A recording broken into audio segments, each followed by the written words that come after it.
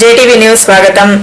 సర్వోత్తమమైన సనాతన భారతీయ సంప్రదాయంలో అవధూత సిద్ధ పరంపరలో మహాజ్ఞానులైన బ్రహ్మనాగరిపి తెలిసిన భగవాన్ శ్రీ రామదూత స్వామి ఆధ్వర్యంలో డాక్టర్ ఆశాలత, డాక్టర్ వెంకటేశ్వర్లచే శ్రీ వేణుదత్త సువర్ణ లక్ష్మి దాంపత్య వ్రత మహాయాగము తిరుపతి త్యాగరాజ మండపం నందు ఆదివారం ఉదయం 9 గంటల నుండి 12 గంటల వరకు 500 పైగా దంపతులచే వ్రతం నిర్వహించి భగవాన్ శ్రీ రాజదూత ఆశీస్సులతో లక్ష్మీ కటాక్షము వారి వారి అభిష్టి సిద్ధి పొందారు.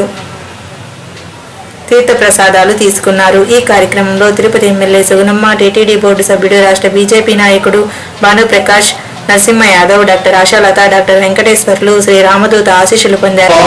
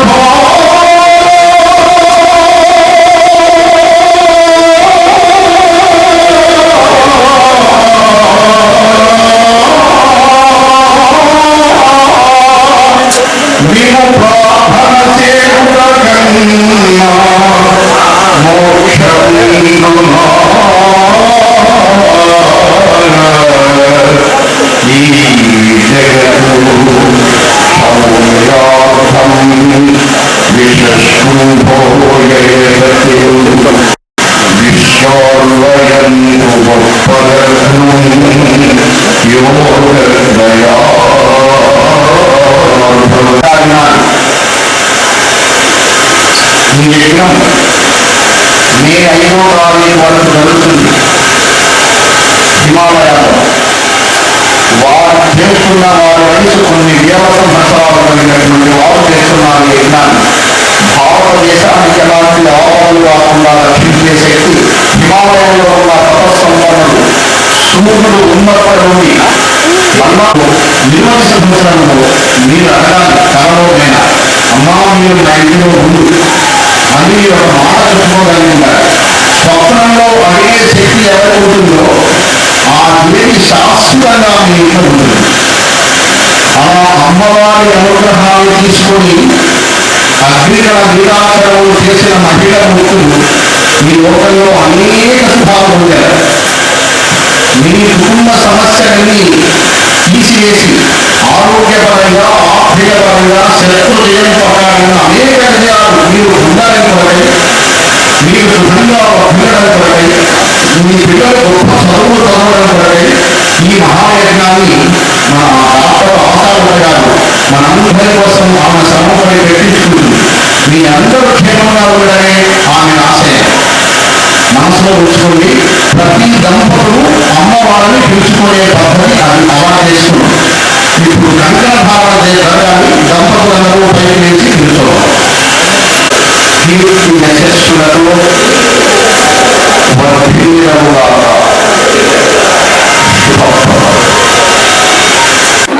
జీవితంలోనే చాలా సుదినం. ఎందుకంటే తిరుపతి నడిబొడ్డులో త్యాగరాజ మండపంలో ఇంతమంది 1000 మంది పైగా దంపతులు సువర్ణ లక్ష్మి వ్రతయాగం చేసుకోవడం, అందులో స్వయాన అవధూత రామదూత స్వామి సమక్షంలో మనం ఈ యాగం చేసుకోవడం, ఇంతమంది దంపతులు ఆ పుణ్యాన్ని పొందడం అనేది నిజంగా మా దంపతులిద్దరికీ ఈ అవకాశం ఇచ్చిన స్వామివారికి మా కృతజ్ఞతలు. అలాగే ఎంతోమంది ఇంతవరకు ఎంతోమందికి మనం సంతాన భాగ్యం కలిగించారు. కానీ తిరుపతిలో దంపతులందరూ కూడా ఫ్యామిలీ వైస్ వాళ్ళ పిల్లలు కానీ ఎప్పుడూ సుఖంగా ఉండాలి, సర్వేజన సుఖనో భవంతు అనే ఉద్దేశంతో తిరుపతి అందరు ప్రజలు కూడా స్వామివారి దర్శనం చేసుకొని ప్రతి ఒక్కరూ కూడా స్వామివారిని చూడటానికి కావలికి ఆశ్రమానికి వెళ్ళే అవకాశం కూడా రాలేకపోవచ్చు. కాబట్టి తిరుపతి వాళ్ళు ఆయన దర్శనం చేసుకొని ఆయన సమక్షంలో లక్ష్మీ యాగం చేసుకొని పుణ్యం పొందాలనే విషయంలోనే ఈ తిరుపతిలో అరేంజ్ చేయడం అనేది.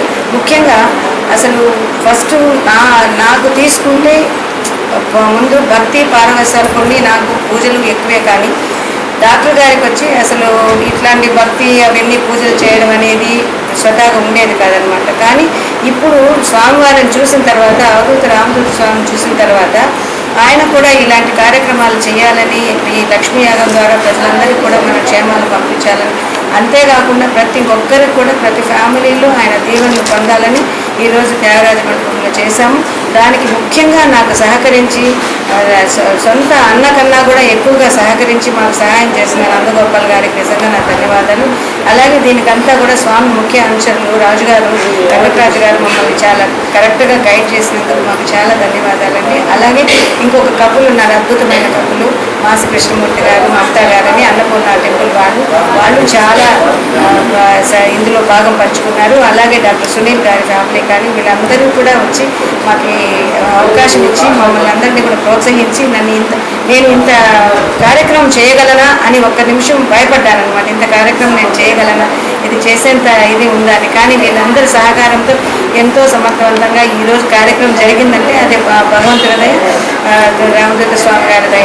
సో ఇందుకు చక్కగా పరశురత్నం సార్ గారు అందరూ ప్రజలందరూ కూడా మన ఎమ్మెల్యే సుగుణమ్మ గారు అందరూ మన ఎమ్మెల్సీ గారు ప్రతి ఒక్కరూ వచ్చి స్వామి దీవెన తీసుకున్నారు.